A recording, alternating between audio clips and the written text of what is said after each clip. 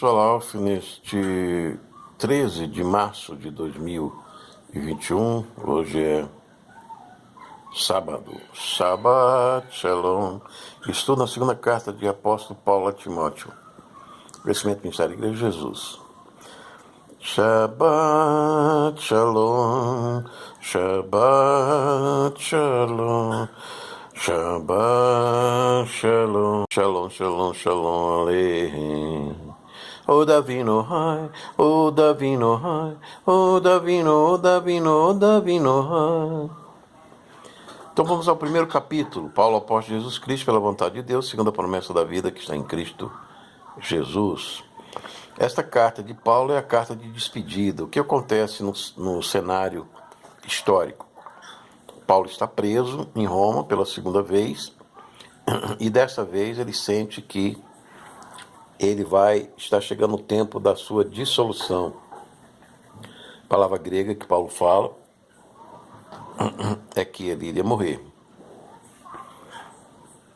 Solve e coagula são os processos desse mundo, né?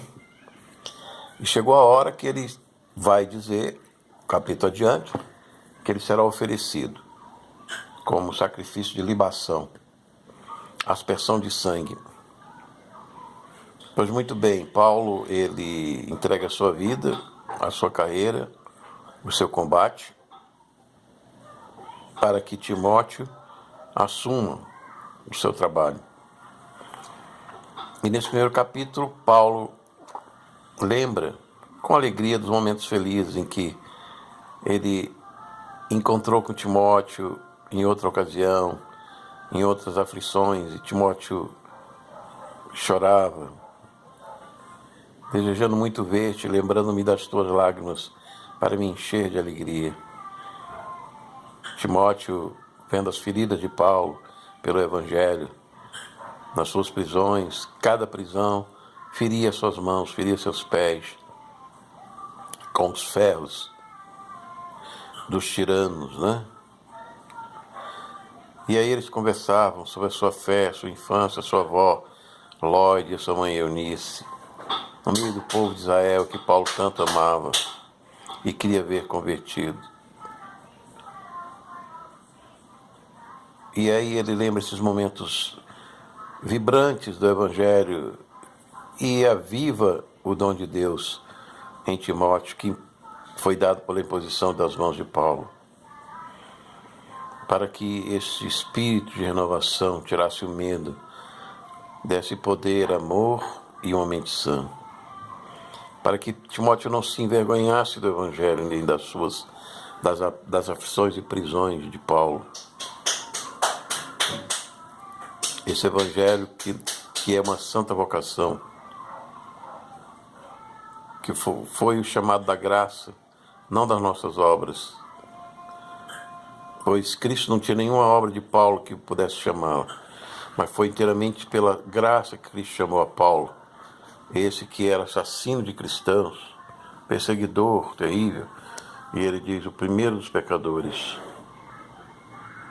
Mas agora, depois que Paulo trabalhou mais que todos os apóstolos para levar este evangelho da vida e imortalidade que veio na luz de Cristo,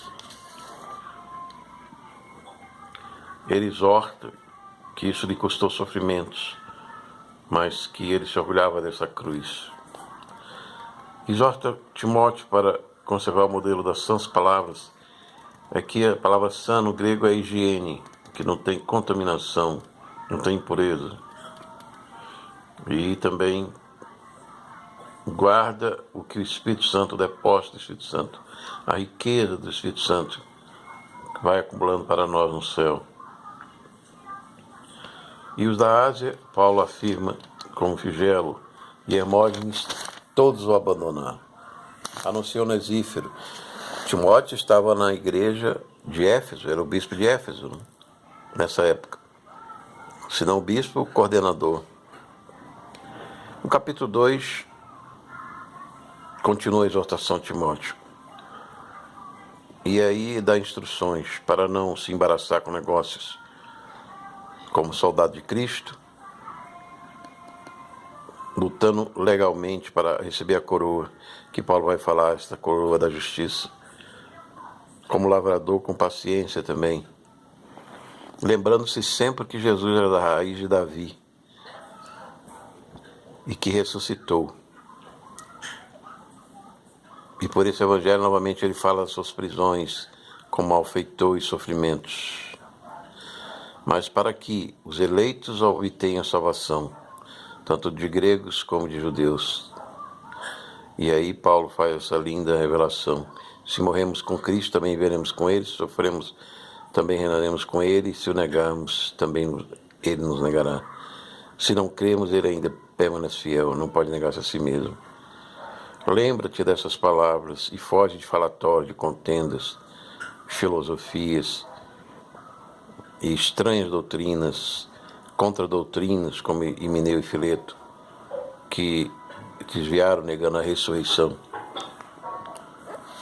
negando, portanto, o fundamento do Evangelho. Todavia, o fundamento de Deus fica firme, porque Ele conhece aqueles que o amam. E na igreja vai haver vasos que são de impureza, de imundícia. Naquela época, os vasos sanitários eram vasos de cerâmica. Mas há vasos de ouro, que são aqueles que não seguem os desejos da carne, da mocidade, mas da justiça, da fé, da caridade e da paz, invocando o coração puro. Continuam as questões tolas, sem instrução, para que não causem contendas na igreja. E aí vai instruindo o comportamento dos pastores, a mansidão, a aptidão para o ensino, a instrução, para que promova arrependimento para a verdade e retornem a si e fujam dos laços do diabo, que mantém cativos e submetidos à vontade maligna, como os portões do inferno, do alcoolismo, da prostituição, da idolatria da época, que mantinham presos as almas fora do evangelho da salvação. E aí o célebre capítulo 3 de 2 Timóteo, ele fala dos últimos tempos, do mau caratismo da humanidade nos últimos tempos. A avareza, a presunção, o orgulho, a blasfêmia, a desobediência, a paz de mãos e ingratidão, profanos, a falta de afeto natural, como homossexualismo, irreconciliação, acusações e calúnias, que é diabolos no grego, uma prática nominal do diabo, incontinência, crueldade, inimigo dos bons, da igreja, inimigo anticristão, já é o reino e o povo e a humanidade, a geração do anticristo, traidores, obstinados, soberbos, amantes do prazer mais do que amantes de Deus, aparência de piedade, mas nega o poder. E aí ele manda que Timóteo se afaste desse tipo de gente, desse tipo de humanidade. E como James e Jambres resistiram a Moisés, como Himeneu e Fileto negaram a ressurreição, contaminaram a doutrina, James e Jambres resistiram à autoridade do céu, mas eles não irão avante, porque a loucura deles será manifesta a todos os homens, assim como a deles também. Então a humanidade vai conhecer o seu erros, vai ter consciência do seu pecado, das suas monstruosidades. Na primeira frente está Nero, que incendiou Roma e decapitou Paulo e Pedro e torturou os cristãos com fogo e feras no circo, com a população revoltada pelo incêndio que próprio Nero causou, mas não atingiu os bairros cristãos. 6 dias sem controle e 3 dias para controlar, porque o Senado proibiu dele ampliar o seu palácio. Esse Nero é o suprassumo de toda essa geração perversa e de maldade anticristã. E ele cita Antioquia, Icônio e Listra, onde ele sofreu perseguições. Ele estava na companhia de Timóteo. E dizem que todos devem sofrer perseguição, porque quando querem viver piedosamente como cristão. Mas a humanidade má e sedutora vai de mal a pior, caindo no juízo, na ira de Deus. lembra novamente da infância de Timóteo e exalta sobre esse versículo famoso: toda a escritura é inspirada, proveitosa para doutrinar, para repreender, para corrigir, para instruir em justiça, para que o homem seja perfeito. E finalmente o último capítulo: conjure por diante de Deus e do Senhor, que é de julgar os vivos e os mortos, na sua aparição e no seu reino. Primeiro, na sua aparição à igreja, no arrebatamento, ele fala em 1 Tessalonicenses 4, e no seu reino milenar, com Israel na terra, sobre as nações. A pregação da palavra insiste a tempo fora de tempo, reprova, repreende, exorte com toda a unanimidade de doutrina, porque virá tempo em que não suportarão a sã doutrina, mas conforme as concupiscências montarão para si tendo comichão nos ouvidos. Como nós vemos aí, quantidade de informação, internet, livros, e desviarão os ouvidos da verdade, voltando a fábulas, a joguinhos, as ilusões do mundo e as concupiscências da carne e dos malignos.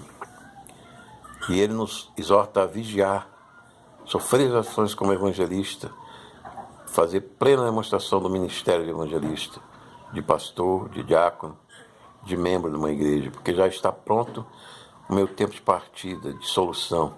E aí, a famosa frase de Paulo 4,7 de 2 Timóteo: combati o bom combate, terminei a minha carreira, guardei a fé, desde agora a coroa da justiça me está guardada, a qual o Senhor juiz me dará naqueles dias.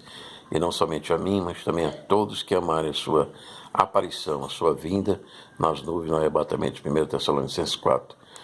E aí Paulo, ele ainda alimentando a esperança de sobreviver, que é uma coisa humana, quando você está lá no calabouço, úmido, frio, acorrentado e ferido nas mãos e nos pés, ele chama Timóteo para vê-lo uma última vez. Infelizmente, não deu tempo. Nero executou Paulo antes de Timóteo chegar. Ele fala do abandono de Demas, que o desamparou, indo para Tessalônica, Crescente para Galácia, Tito para Dalmácia, e só Lucas ficou com ele, que era médico e o ajudava nas suas feridas. Toma Marcos e traz-o, porque ele me é proveitoso no ministério. Tico envia a Éfeso, onde estava Timóteo, a capa que deixei em Troade, onde provavelmente foi preso por Nero, mandato de Nero, com Carpo, quando vieres, traz contigo. E também os livros, especialmente os pergaminhos, que eram de couro. Alexandre, o latoeiro, me fez muito mal, o Senhor lhe recompensa segundo as suas obras. Esse Alexandre, ele já tinha falado na primeira carta de Timóteo, Hermégenes e Alexandre, eles eram gnósticos, né? Não criam na ressurreição. E eles resistiram às palavras e à doutrina. E ele não intercede mais por esse Alexandre. Na minha primeira defesa, ninguém estava comigo, mas Deus o amparou e me fortaleceu. E confiante, ele diz que será salvo da boca do leão e me livrará de toda a obra má e me preservará para o seu reino celestial, quem seja glória para todos sempre. E as saudações finais: Prisca e Áquila, e a casa de Onesífero, Erasto, que ficou em Corinto, e deixei Trófimo doente Mileto, procurei, vi antes do inverno, e antes do inverno ele foi executado. Sauda-te, Êbulo, Prudente Lino, Cláudio e todos os irmãos. Lino talvez tenha sido o primeiro bispo de Roma. O Senhor Jesus Cristo seja com o teu espírito, a graça seja convosco, amém. Então, se você quer também seguir nessa carreira e alcançar essa coroa da justiça, faça oração, me arrependo dos meus pecados, aceito Jesus como meu Senhor, a palavra de Deus como minha salvação, pura, higiênica, sã.